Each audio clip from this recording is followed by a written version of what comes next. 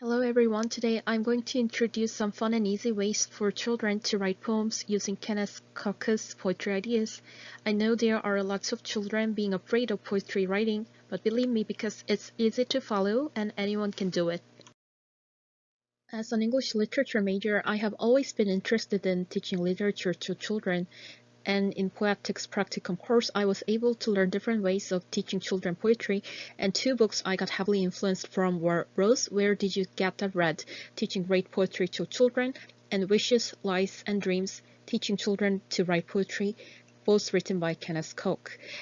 Kenneth Koch was an American poet who showed passion in teaching poetry to children who were often marginalized and regarded inferior to adults. In this video, I would introduce mostly about poetry ideas about the first book, but also I want to share the third eye poem methods from the latter book as well, which was an entertaining way for kids to write poems. There are diverse poetry ideas in these books, but here I want to specifically share 3 ideas with examples written by children that I taught. Here, I'd like to briefly mention some information regarding poetry ideas according to Rose, Where Did You Get That Read?, which introduced some ways teachers can teach children poetry writing in association with adult poems. First, poetry ideas are means of making difficult and distant adult poems a part of children's own writing. The roles are to help children find perceptions, ideas, feelings, and new ways of saying things, and to acquaint them with some of the subjects and techniques that they could bring into their poetry. Children may ask questions that go beyond the given poetry ideas. For instance, in lessons about Blake, the poetry idea was asking a creature a question. Children who were so imaginative asked questions like, "Can I put answers?"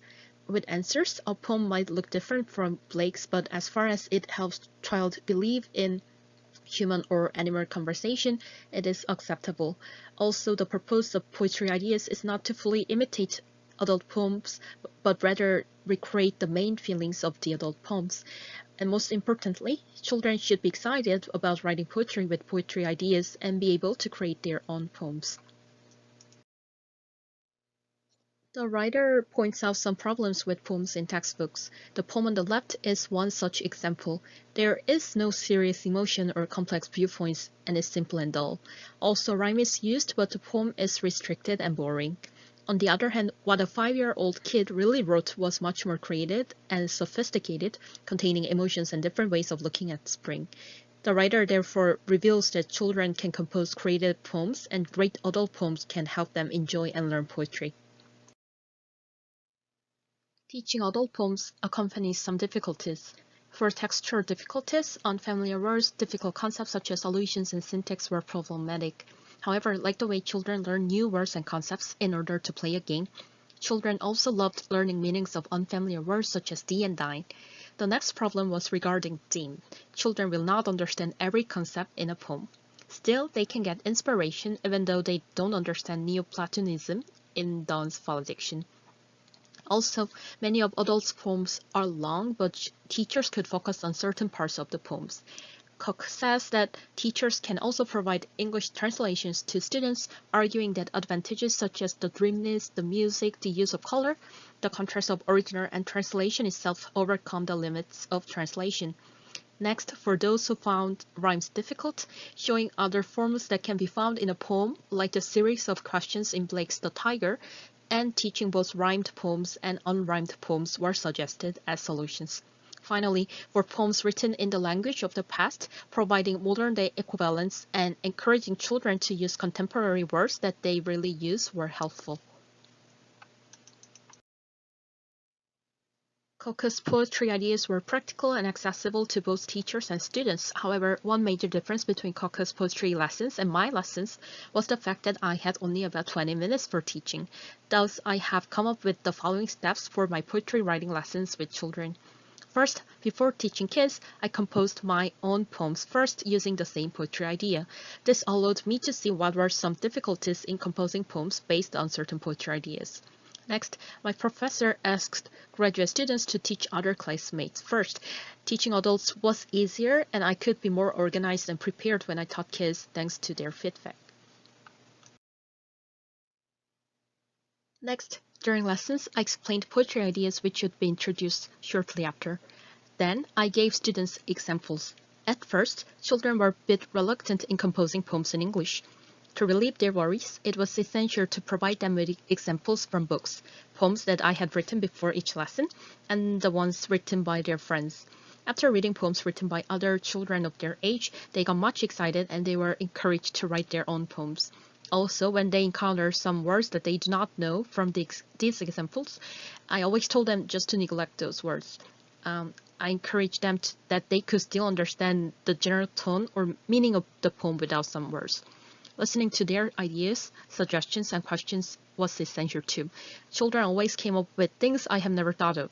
My poetry lessons aimed to let them know the joy of poetry writing.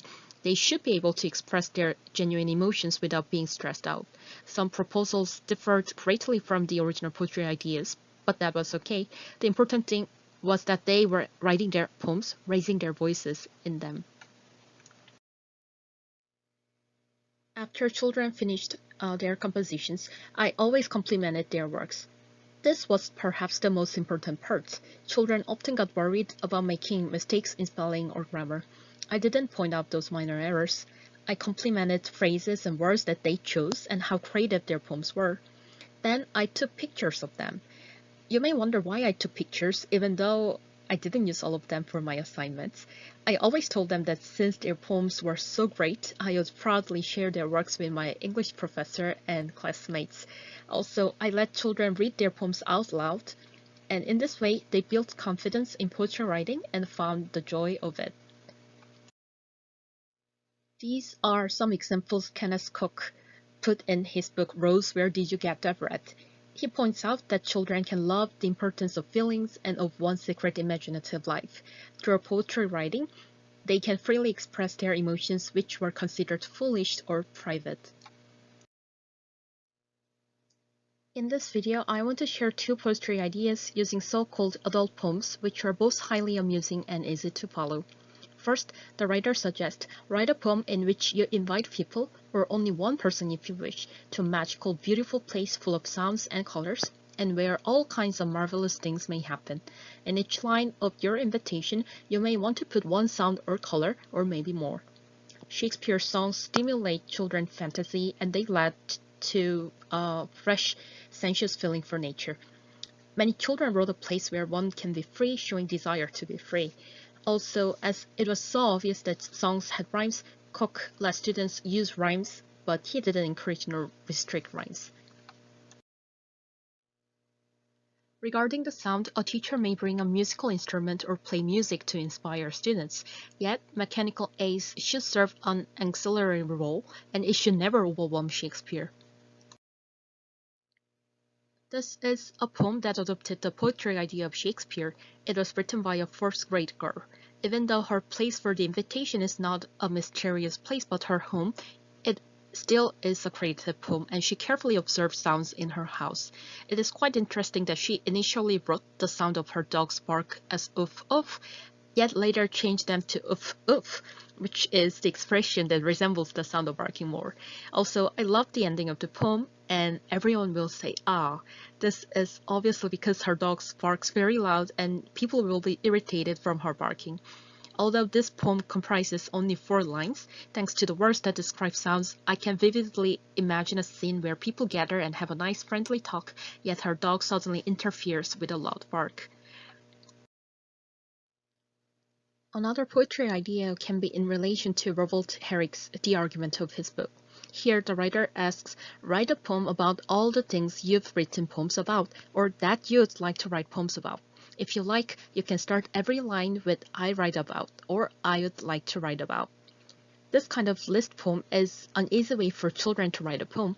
Children could write anything using their own imagination, and Koch pointed out diversity of subjects in Herrick's poem, like nature, flower, country, costumes, weddings, love, perfumes, times changing, and so on. Also, one notable theme from Herrick's was seemingly small and unimportant things, which suggests that themes of poems written by children varied greatly. While many of the poems written by Koch's students do not have the uniformity of theme, each line has words that are closely related to spring in this poem. The other first-grade girl is a close observer too. Her point of view moves between the sky and the land and even in between place where the whisper of cherry blossoms belong to. The poem also contains many words that created diverse sensory imageries such as whisper, auditory, cotton candy, visual and taste, and buzzing, auditory. The last line, bees buzzing, is using alliteration. Thus, readers can enjoy the music when they read the poem. And she did not intend to write this in alliteration since she had no idea about what it is. I did not teach that either. Still, she somehow seemed to understand the effect of it unconsciously and composed a line that has music in it. The title of the poem is also interesting as it is not simply put as spring. And from cherry blossoms and to cotton candy, we can see pink. Wishes, Lies, and Dreams is another fascinating book that is filled with good poetry ideas, which is less connected to adult poems but to more imaginative ideas. The author explains that children are mesmerized by the idea of physical transformation and special powers, and so did I. When I was an elementary school student, I read quite a lot of English books. I forgot most of them, obviously, but when I saw The Third Eye, there was this book that immediately came to my mind. The book is called Emily I. Finger's Secret Agent by Duncan Ball, and I assume that I read this when I was like 11. And as you can see, infer from the title, the protagonist helps two friends solve the mystery with her eye finger because she was born with an eye on the end of her forefinger. I believe that the fact that I still remember this novel is because as a kid I also fell in love with the idea of physical transformation. Isn't it exciting to think about having an extra eye? There are two conditions regarding the third eye, which is in the middle of your forehead. First, it could see what the two regular eyes could not see. Next, it only opens when the other two eyes are closed, so you can use your imagination and explore the world which we can't see with our real eyes. The poem on the left is written by a second-grade girl, and it focuses on seeing small objects. One thing I asked her was what she meant by the word letter, which could mean both character and message. Um, she argued that she had meant both meanings, but I didn't completely believe her argument because children are easily influenced by a teacher's words. When I asked the meaning of seeing people's blood, she expounded that the color of blood could be different, which is another imaginative line that adults could not easily think of. The poem on the right is also written by a second-grade boy, but as you can see, he had to use some Korean words in order to complete his poem because of his lack of English. Still, this is a remarkable piece because 3 months ago, he couldn't even spell the word red properly. I had to teach him phonics all over again. But it only took him about 10 minutes to finish this work. I asked him what his feelings were when he was still composing lines, and he said, "I'm totally into it. This is so much fun." And as a novice teacher, his answers greatly relieved my worries. There are much more intriguing poetry ideas and examples written by children that I tutor, but I think I need to stop here for the sake of time. Here, I want to briefly share what I have found and learned from teaching poetry writing to kids. First is universality. In his book, Rose, Where Did You Get the Red? The writer shares his experiences of teaching poetry in foreign countries and how successful they were. I was also a bit worried when I found that I had to teach kids poetry in English, their second language, but it turned out surprisingly great. And no matter what kind of cultural backgrounds you are from and how fluently you can speak English, children can find joy in composing poems, even if they contain minor spelling or grammar errors. Next, these ideas are definitely a good way to start writing poetry for not only children but also adults as well. Shamefully, I have never written poetry in English, though I loved composing poems in Korean before taking this poetics practicum course.